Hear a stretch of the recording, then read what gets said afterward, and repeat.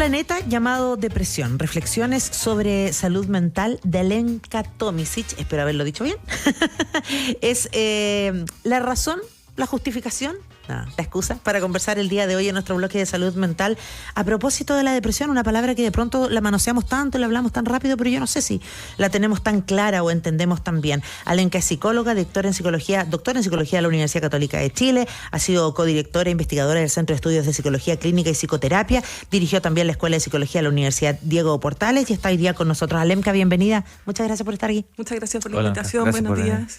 Quiero partir con un fragmento del libro. Dice: la depresión es un cuadro psiquiátrico caracterizado por la presencia de un conjunto de síntomas en los que puede predominar la apatía, la autocrítica, el aislamiento, la desesperanza, la falta de propósito vital y, en menor medida, la tristeza.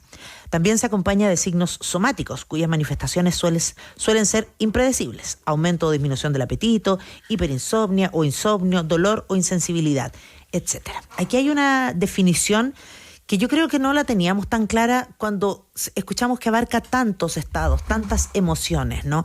Uno piensa que la persona que está deprimida no tiene ánimo y está triste, fin. Y piensa que tiene que ver con un tema sobre todo fisiológico, ¿no? Como que algo químico no le funciona. Y aquí en el libro tú precisamente demuestras la cantidad de factores extras que hay y que no es algo básicamente además que se trata solo con medicamentos, ¿no? Sí, de hecho la depresión, la tristeza en la depresión es el síntoma menos frecuente de todos los síntomas que dan cuenta del cuadro. La gente suele pensar que si está triste está deprimido. Y la verdad es que la tristeza es una emoción que es natural, que es algo esperable que ocurra y que tiene que ver con la anticipación de la pérdida o la pérdida misma. Además, hablar de la depresión a veces es erróneo porque no hay una sola forma de deprimir. Entonces uno podría hablar de las depresiones. Hay distintas formas y que tienen que ver con las distintas configuraciones sintomáticas. También tienen que ver con qué la provoca, ¿no? Es distinto una depresión de un cuadro anímico, que tiene una cosa más hereditaria, que una depresión producto de un evento, de un gatillante social, relacional. Y también la depresión, por ejemplo, experimentada por hombres y mujeres no es la misma. No es la misma. No es la misma. Bien, partimos aprendiendo. Y en edades distintas también. Y en edades distintas también. Sí, también hay un elemento. Distinguir, y lo comentabas respecto a los, si se quiere, estados depresivos puntuales, con algo que es algo más permanente. También ahí hay una diferencia. Sí, hay una diferencia. Y muchas veces el estado depresivo, el estado puntual que responde a una situación, qué sé yo, una pérdida de trabajo, sí, a una pérdida de un ser querido, uno podría decir es algo esperable, digamos, mientras se mantenga disminuido en el tiempo, ¿no? Entonces, y en ese sentido no es necesario una medicamentación, siquiera una psicoterapia.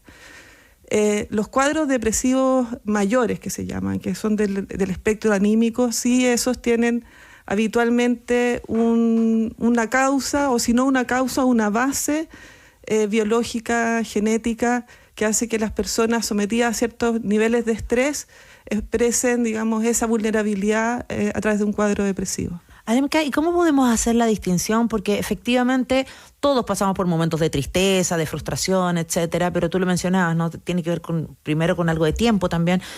Pero, no sé, pues si hay un duelo, por ejemplo, uno dice, bueno, el duelo cada uno lo lleva de manera particular, a lo mejor a mí me puede durar 4 meses la primera etapa, a otro le puede durar 6, o a lo mejor se despierta después de 6 meses del fallecimiento, recién uno lo reacciona, y etcétera. Hay episodios depresivos y hay depresión. ¿Cómo hacer, no sé, la distinción o cómo entender cuándo necesito ayuda de un profesional? Es difícil que la persona en sí misma haga la distinción. El entorno, entonces, tiene que estar el alerta. entorno es súper importante, que esté observando. En el caso de la depresión, por ejemplo, en adolescentes, cuando se empiezan a aislar, cuando dejan de salir con los amigos o empiezan a beber en exceso.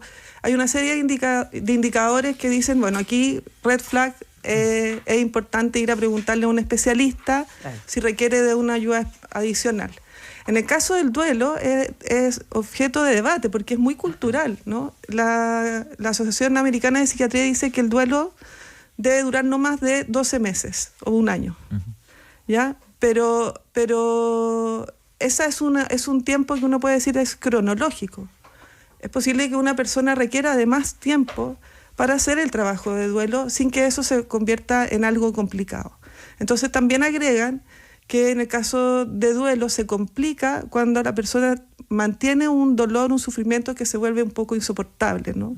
Que este sufrimiento psíquico que es muy, muy similar al sufrimiento físico. De hecho, ya hay estudios que han mostrado que los medicamentos para el sufrimiento físico sirven para aliviar el sufrimiento psíquico, tienen las mismas redes neuronales, ¿no? Entonces, en ese sentido, uno podría decir, hay que pensar en un especialista, una ayuda especial, digamos, más allá de la que provee la cultura, cuando ese ya dolor se vuelve muy insoportable. En el caso de la depresión, cuando empiezan a haber, en el fondo, indicadores de agravamiento que también hay que prestar especial atención, sobre todo para el caso del suicidio, ¿no?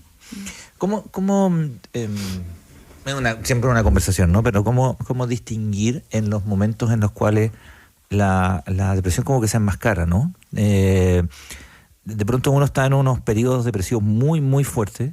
Yo lo he dicho hartas veces, yo me trato de depresión desde que me acuerdo, entonces, y tengo ayuda farmacológica, terapia y todo eso. Un tema biológico, además, por lo mismo, sí que el tema me llega súper fuerte.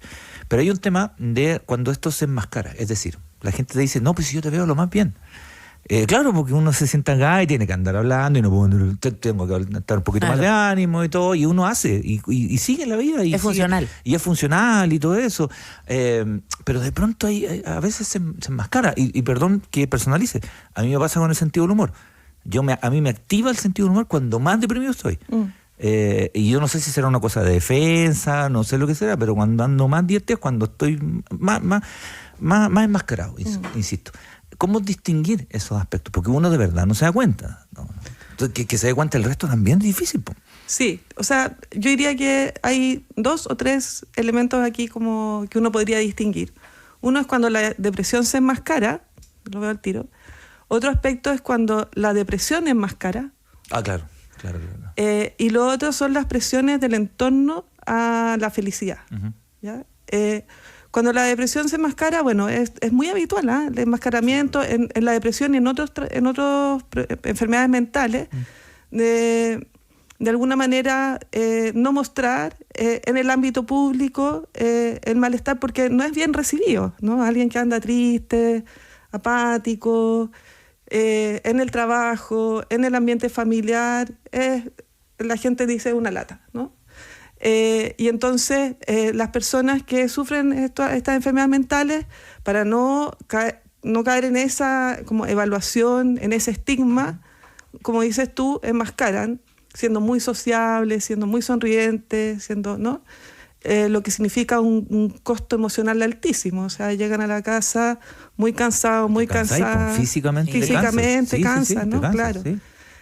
Y eso tiene que ver con el tercer asunto que decía yo, ¿no? Como cuánto está disponible la sociedad para acoger, digamos, esas vulnerabilidades en las personas, ¿no? Si uno en el almuerzo va y dice, mira, no puedo comer torta porque soy diabética, nadie dice nada, ¿no? Así como nadie dice, pucha, a lo más así como presionan un poquito más, así como una tortita, tómate la metformina. Digo, ya no importa, me la como yo. Claro, la como yo. Pero si en el mismo almuerzo familiar de la gente que a uno le quiere, uno dice, mira, sabes que me voy a ir a acostar porque no me siento muy bien, pero ¿cómo? Haz un esfuerzo, ¿no? Entonces una presión. Hay una presión social y hay un temor, yo creo, muy fuerte a los problemas de salud mental, al malestar en general, no solamente a la depresión, que hace que, pese a que hablamos mucho del tema de la salud mental, sigue siendo muy estigmatizado, y las personas que sufren problemas de salud mental padecen de ese estigma más fuertemente que del problema de salud mental mismo. O sea, hemos ido aprendiendo a hablarlo, pero nos falta interiorizarlo. Y asumirlo y tratar de empatizar con ello. Y hay un otro aspecto, y es que cuando ocupamos la depresión, el concepto de depresión, para enmascarar otras cosas. Claro. ¿Ya? Entonces tendemos a decir que todo es depresión alguna Claro, vez. Y a veces es un malestar que no tiene nombre, que no es ansiedad, que no es depresión y que no tiene lugar muchas veces en la conversación, en el debate público, en los ámbitos psicológicos. Entonces yo aquí hago mea culpa de mi misma disciplina y profesión, digamos, que hemos convertido todo en depresión, todo en ansiedad, todo con un nombre psiquiátrico, cuando hay un malestar social muchas veces que no tiene que ver ni con depresión, sino que más bien con una calidad de vida desmejorada, Claro. con falta de condiciones de bienestar. Que tiene que ver con distintos estados de ánimo, Sí. emociones, me imagino. Estamos conversando con Alemka Tomisic, doctora en psicología y autora de Un planeta llamado Depresión. Alemka, y para quienes nos escuchan, porque hay una parte del libro en el que también hablas como de este ecosistema social que quiero profundizar un ratito más, pero también hablas de la esperanza, ¿no? Y hablas del entorno y de la naturaleza y de muchos contenidos. ¿Qué esperanza tienen las personas que nos están escuchando y a lo mejor recién se están adentrando en este mundo para entender la depresión? ¿La depresión es como una enfermedad crónica? ¿La depresión tiene cura? ¿Está permanentemente? ¿Uno la puede manejar? Sí, yo diría que el mayor porcentaje de cuadros depresivos tienen que ver con cuadros reactivos, digamos, a ciertas situaciones de estrés que han sido muy fuertes y que las personas son vulnerables de alguna manera y desarrollan un cuadro depresivo, y que en general la evidencia muestra que el tratamiento es muy bueno, digamos, psiquiátrico y psicoterapéutico, y que van a salir adelante y no solamente van a salir adelante, van a superar la sintomatología, sino que probablemente van a obtener un aprendizaje de vida a propósito de haber pasado por esa enfermedad.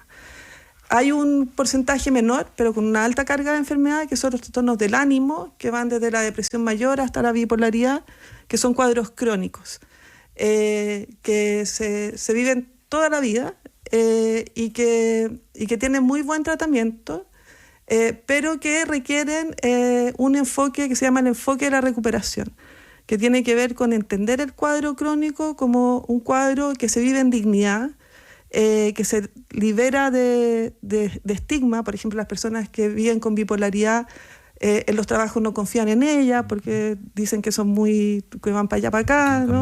Van cambiantes. Claro. O el Día Internacional de la Bipolaridad, los chistes corren por todos lados en redes sociales. Y con la depre también, ¿eh? La depresión también. Sí. Es como, ahí andáis depre, o queréis bipolar, sí. Entonces un enfoque de la recuperación permite un enfoque de la esperanza, pero tiene que ser un enfoque que abracemos todos como sociedad. Yo digo esto y me escucho y sueno así como muy naif, ¿no? Así como el enfoque, la esperanza, todos como... Pero la verdad es que ese debe ser el esfuerzo. Real. Ya los tratamientos farmacológicos, los tratamientos psicológicos, psicoterapéuticos, ya están probados, ya funcionan. Entonces lo que no está funcionando más bien es el otro aspecto en que todos somos responsables. Y ahí, como siguiendo este último punto, ¿no? El tema de los entornos, digamos, ¿no? De los entornos, de la sociedad, si se quiere, en la que vivimos, la calidad de vida, lo decías en la respuesta anterior. Todos queremos cuidar nuestra calidad de vida, tener una calidad de vida confortable, qué sé yo, que nos ayude el trabajo, que el entorno hasta físico ayude, que la naturaleza, el aire libre, tener actividad. Pero a veces no se puede, o cuesta más, digamos. A veces cuesta más. ¿Cómo compatibilizarlo a partir de ahí? Mira, yo en el libro, en el capítulo La naturaleza de la esperanza, que es mi capítulo favorito por lo demás, ahí entro como en ese tema, digamos, y específicamente en las condiciones socioambientales y principalmente ambientales, a propósito de la crisis climática, de lo que está pasando con las lluvias ahora, de cómo hacernos y cómo volver a la naturaleza, porque de ahí venimos, ¿no? Y ahí hay muchos ejemplos que han ocurrido, bueno, en distintas ciudades, en Santiago también, de generar corredores verdes, pero también como ha mostrado la evidencia que el tener lo que se llaman como entornos biofílicos en las casas, plantas, ayuda también a salir a caminar y a tener ventanas, poder tener ventanas donde mirar. Ahora, el problema de eso, o no es el problema, pero la diferencia es que, así como en todo, en nuestro país por lo menos, también en la posibilidad de acceder a esas instancias como de verde, de naturaleza y de esperanza también, hay diferencias de clase. Seguro. Sí. Todo el rato, ¿no? todo el rato. Hay comunas que son más pobres, donde hay menos plantas, y comunas más ricas. Menos verde. Pues. Menos verde. Entonces también ahí, de nuevo, Seguras y, de nuevo, en fin. de nuevo supone un compromiso social, que yo creo que no lo tenemos, pero que debemos ir hacia allá, de equidad en esos términos también, digamos. Alemka, te iba a preguntar precisamente por el tema del ecosistema social, porque hay una parte muy bonita donde nosotros a veces pensamos que estas personas se tienen que curar con un tratamiento y con su familia, y nosotros no tenemos mucho que decir. Y así como el entorno natural, hasta en las oficinas es importante, los compañeros de trabajo, los amigos son muy importantes, hay una definición a propósito de la amistad muy linda, pero está hablando la gente. Y me parece que las consultas de nuestros ciudadanos son súper importantes. Está con mayúscula, Anita, voy a parafrasear tu mensaje, porque dice que odia muchas cosas de este país a propósito de autoridades, de cómo están funcionando Chile hoy en día, y que eso le da rabia. Si esos sentimientos pueden llegar a generar depresión, nos pregunta Anita. Ay, qué buena pregunta. O sea, la rabia, las emociones intensas, como que no logran del todo regularse, pueden provocar, no sé si depresión, pero sí malestar, ciertamente. Pero también son importantes, porque, por ejemplo, los sentimientos de rabia nos informan, los que tenemos, de cuáles son nuestros límites. Por ejemplo, yo ya no tolero cómo funcionan las cosas en este país. La injusticia. Y cuando uno encuentra un límite, entonces lo que tiene que hacer es movilizarse, digamos, correrlo para un lado, para el otro. A veces pensamos que las emociones negativas son negativas porque producen malestar, y son negativas porque más bien producen, como en términos adaptativos, retracción. Es decir, cuando tengo miedo me alejo y me cuido. Cuando tengo rabia pongo un límite y cuido que me sigan seguir sintiendo esta injusticia. Cuando tengo tristeza avisoro la pérdida, que siempre la vamos a tener por delante. O sea, las emociones negativas, como en esta película Intensamente, son necesarias, reguladas por la emoción positiva, que es la felicidad. Hay que irlas catalizando. Pero hay que irlas catalizando. Claro, no se trata de desbordarse en rabia. Rodrigo, también de Santiago, dice: tengo diagnóstico de depresión bipolar. Nunca lo entendí bien. La bipolaridad es un trastorno del ánimo, que se llama en términos más generales, y que supone una desregulación en la manera en que valga la redundancia, se regula la energía anímica, por decir. Entonces, típicamente la bipolaridad, que es la tipo 2, probablemente la que tiene diagnosticado, fluctúa entre estados de ánimo depresivo y estados hipomaniáticos, que hay mayor energía, y en el fondo entre esos estados de ánimo están los estados eutímicos, digamos, que son de normalidad. Y el problema de este trastorno es que en el fondo cada crisis que cicla, digamos, de la depresión a la hipomanía o a la manía, si es bipolar 1, produce, por supuesto, daño cerebral incluso, que se recupera en todo caso, que no se asuste, pero también daño en las relaciones, daño en la relación con el trabajo y en la relación consigo mismo, ¿no? Es un problema de salud mental crónico, tratable, y que se puede vivir y se puede ser feliz viviendo con ese diagnóstico. Sí. Eso que tú comentas es súper importante. De pronto en esto de utilizar los términos muy genéricos y todo, también hay un montón de mitos respecto a que si uno está metido en una depresión es que anda triste todo el día, y eso no es así, de que uno no funciona, eso no es así, de que uno no puede disfrutar las cosas, eso no es así, de que los tratamientos no ayudan un montón, sí. Un montón. Pero claro, pues ahí hay una idea de que hay una cosa como de desconocimiento, y aquí te quiero preguntar también, o más bien comentar, ¿no? Respecto a lo que cuesta ese conocimiento de uno mismo, ¿no? En algún momento. Tú hablabas, por ejemplo, hace un rato del dolor. La depresión muchas veces tiene un dolor físico. O sea, no, que es medio invisible. Cuidado, duele. El cuerpo te duele, si de verdad te duele. Hay somatiza. como no sé, una joroba, no sé, pero hay una cosa que te duele, que te cuesta más de pronto.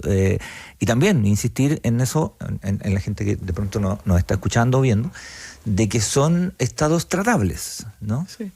Por más que el diagnóstico diga, sabes que tú vas a tener esto durante mucho tiempo, permanentemente y todo, pero no es que vayas a estar todo el tiempo en esa penumbra, digamos.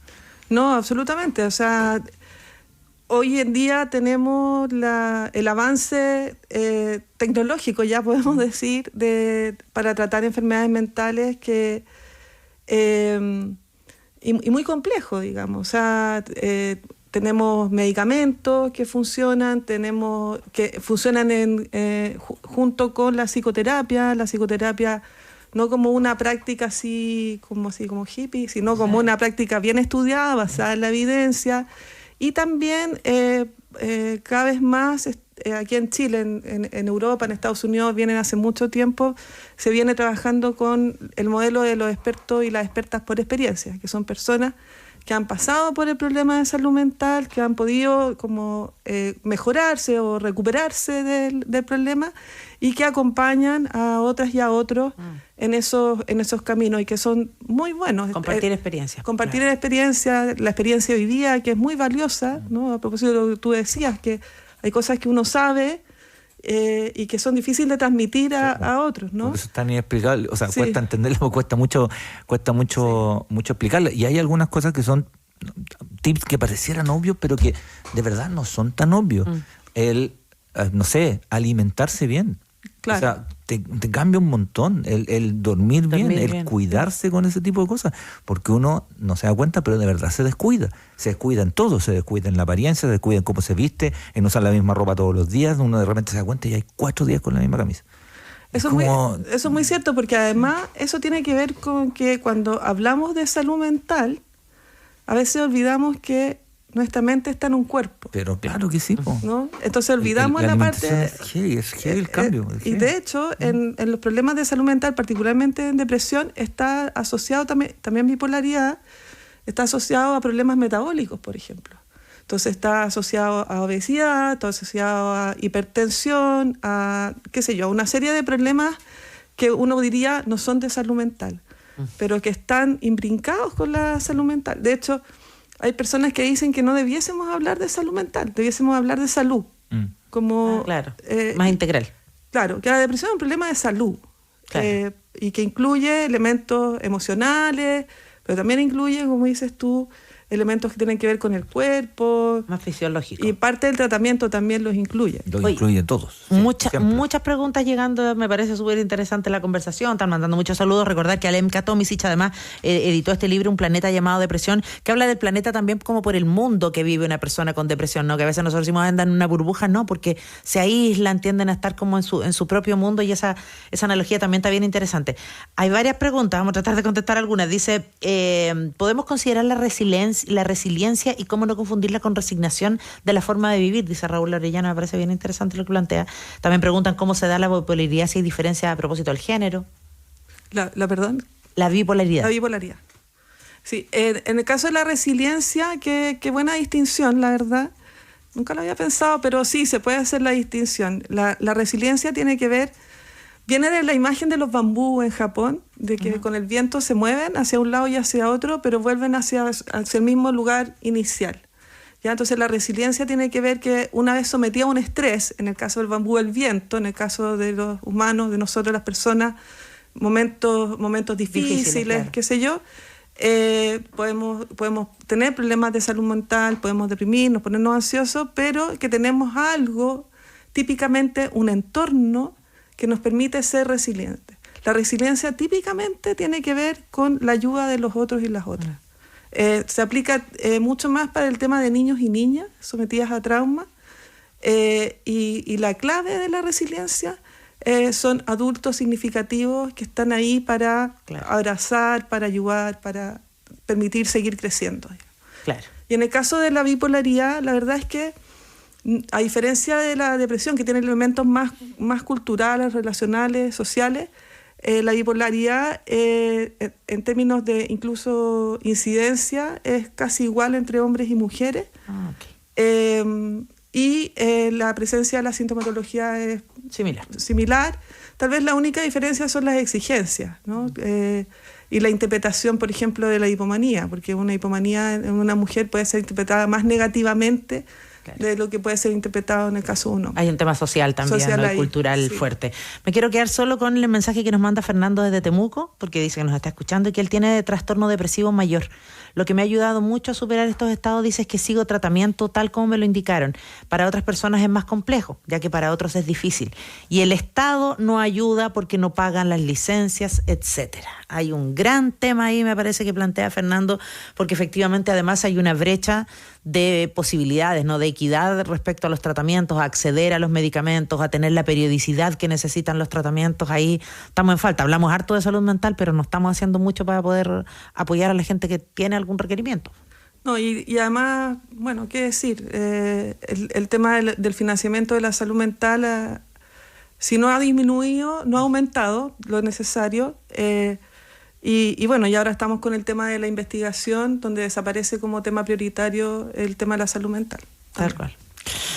Bueno, Alemka Tomisic, Un planeta llamado Depresión, un libro que además es muy entretenido, tiene analogías ahí de canciones de la chilena que hablamos de la tristeza, por ejemplo, Toy Story, habla de Marvel, de un montón de cosas, pero también tiene el enfoque médico, es bastante más integral para empezar a relacionarse con eso y para ver qué rol podemos cumplir nosotros, o como personas que podemos padecer de depresión, o porque formamos parte del entorno, a lo mejor de alguien que lo padece y podemos ser de ayuda. Alemka, muchísimas gracias por estar con nosotros. Gracias, Alemka. Muchas gracias. Muy amable.